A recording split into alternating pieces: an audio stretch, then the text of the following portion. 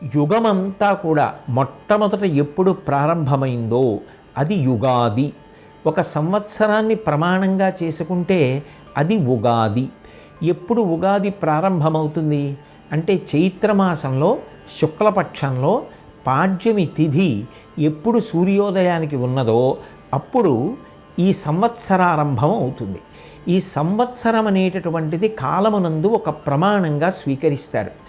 ఈ సంవత్సరం అనేటటువంటిది ఒక ప్రమాణము కనుక ఒక సంవత్సర ప్రారంభంలో మనం భగవంతుణ్ణి ఎలా ఆరాధన చేసి ఆ సంవత్సరంలో వచ్చేటటువంటి దుష్ఫలితములను రాకుండా చూసుకోవచ్చో, లేదా ఆ ఫలితములను ఈశ్వరానుగ్రహంతో బాగా తగ్గించుకునేటటువంటి అవకాశం ఉంటుందో, ధర్మమునందు ఊంచుకునేటటువంటి అధ్యవసాయముతో కూడుకున్నటువంటి బుద్ధి మరింత విశేషంగా ఎలా పాదుకునేటట్టుగా ప్రయత్నం చెయ్యాలో, దానికి భగవంతుని యొక్క అనుగ్రహాన్ని ఎలా పొందాలో చెప్పేటటువంటి విధి విధానమే ఉగాది నాడు మనం చేసేటటువంటి పూజకి సంబంధించినటువంటి కల్పం. ఏ మహానుభావుని యొక్క అనుగ్రహం చేత నక్షత్రములు ప్రకాశిస్తున్నాయో, సూర్యచంద్రులు ప్రకాశిస్తున్నారో, ఒక ప్రత్యేకమైనటువంటి పథంలో ఈ భూమి అంతా తిరుగుతోందో, సమస్త ప్రాణులు ఒకే వేగంతో ఊపిరి తీస్తున్నాయో, అన్ని గ్రహములు కూడా ఒక నియతి ప్రకారంగా ఒక వేగంతో తిరుగుతున్నాయో, ఇదంతా చేయిస్తున్నవాడు ఒకడు ఉన్నాడు అనేటటువంటి పరమ నమ్మకంతో బ్రతకడం ఆస్తిక్య బుద్ధి అని వేదాంతర్గతమైనటువంటి విషయంగా పరిగణిస్తూ సనాతన ధర్మమునందు విశ్వసించి జీవిస్తారు. 5 అంగములతో కూడుకుని ఉన్నటువంటిదేదో దానికి పంచాంగము అని పేరు. ఈ 5 అంగములతో కూడుకున్నటువంటి పంచాంగం కాలాన్ని విభాగం చేసి కాలమునందు దైవ సంబంధమైనటువంటి విభూతి అంతర్లీనంగా ఎలా ప్రవహిస్తోంది అన్నదాన్ని నిర్ణయం చేసి మనకి అందిస్తుంది. అఖిలాండకోటి బ్రహ్మాండ నాయకుడైనటువంటి శ్రీవేంకటేశ్వర విభుడు కూడా ఇప్పటికీ ప్రతిరోజు తన దగ్గర కొలువు జరుగుతున్నప్పుడు పంచాంగ శ్రవణం చేస్తాడు. అంటే ఆయనకి తెలియక ఆయనే కాలస్వరూపుడు. లోకం ఒక సదాచారాన్ని అలవాటు చేసుకోండి అని చెప్పడానికి పంచాంగ శ్రవణం చెయ్యమని పరమాత్మయే మనకి ప్రబోధం చేస్తున్నాడు. సంవత్సర ప్రారంభంలో మాత్రం విశేషమైనటువంటి రీతిలో ఒక పదార్థాన్ని తయారు చేసి ఈశ్వరుడికి నివేదన చేసి ప్రసాదంగా స్వీకరిస్తారు. దాన్ని నింబకుసుమ భక్షణము అని పిలుస్తారు.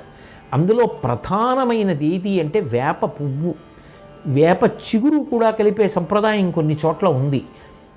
అది తీయగా ఉండేది కాదు, కమ్మగా ఉండేది కాదు, చేదుగా ఉంటుంది. చేదుగా ఉన్న పువ్వుని సంవత్సర ప్రారంభంలో తినిపిస్తారు.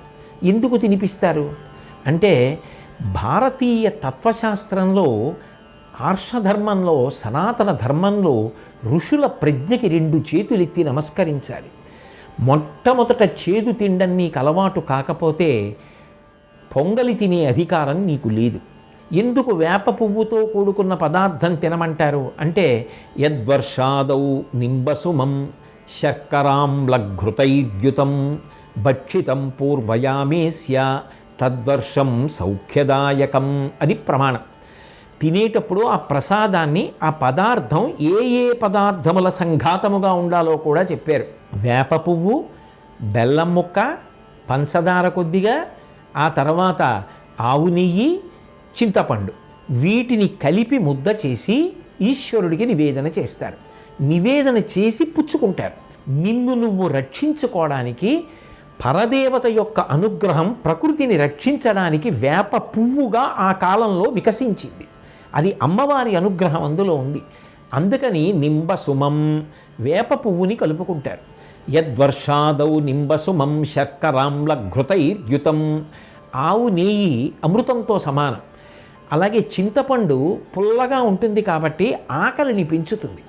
ఆకలిని పెంచి తిన్న అన్నం జీర్ణమై శక్తి పెరగడానికి కారణమవుతుంది. ఇక ఆ తరువాత తప్పకుండా దేవాలయ దర్శనం చెయ్యాలి. మనకి స్థానికంగా దగ్గరలో ఏ దేవాలయం ఉంటుందో ఆ దేవాలయానికి వెళ్ళి ఆ దేవాలయంలో ఉన్నటువంటి దైవాన్ని స్మరించి ప్రదక్షిణం చేసి చక్కగా మనకి తోచినటువంటి పదార్థం, ఫలమో పత్రమో పుష్పమో ఏది వీలైతే అది దేవాలయానికి పట్టుకెళ్ళి ఇచ్చి నమస్కరించి కొంతసేపు గడిపి ఏ కార్యాన్ని మీరు ఎలా మొదలుపెట్టారు అనేటటువంటిది ప్రధానం. దీని వలన వ్యక్తి యొక్క జీవితం ఆ సంవత్సరంలో చక్కగా ప్రశాంతంగా జరిగి కావలసిన వాటిని సాధించుకోగలిగిన శక్తిని పొందుతాడు. అలాగే దేశమంతా కూడా సుభిక్షంగా ఉండడానికి వీళ్ళందరి యొక్క భక్తి కారణమవుతుంది. ఉగాది పండగ చేసుకునేటప్పుడు నువ్వు ఈ ప్రకారంగా చేసుకుంటే కాలము నీకు సౌలభ్యాన్ని కల్పించి చిట్ట చివరికి ఆ సంవత్సరం అంతా కూడా యద్వర్షాదౌ నింబసుమం శర్కరాంబ్లఘృతైర్యుతం భక్షితం పూర్వయామేస్య తద్వర్షం సౌఖ్యదాయకం. ఆ సంవత్సరము నీకు సౌఖ్యదాయకమై నువ్వు బెంగ పెట్టుకోవలసిన అవసరం లేకుండా నీకు అన్ని రకములైనటువంటి విభూతుల్ని అనుగ్రహిస్తుంది అన్న విషయాన్ని మనందరికీ కూడా పూనికతో అందించడమే ఈ ఉగాది యొక్క ప్రధానమైన విశేషం. తెలుగువారందరికీ కూడా నా హృదయపూర్వక నూతన సంవత్సర శుభాకాంక్షలను ఆవిష్కరిస్తూ సర్వే జనాః సుఖినో భవంతు.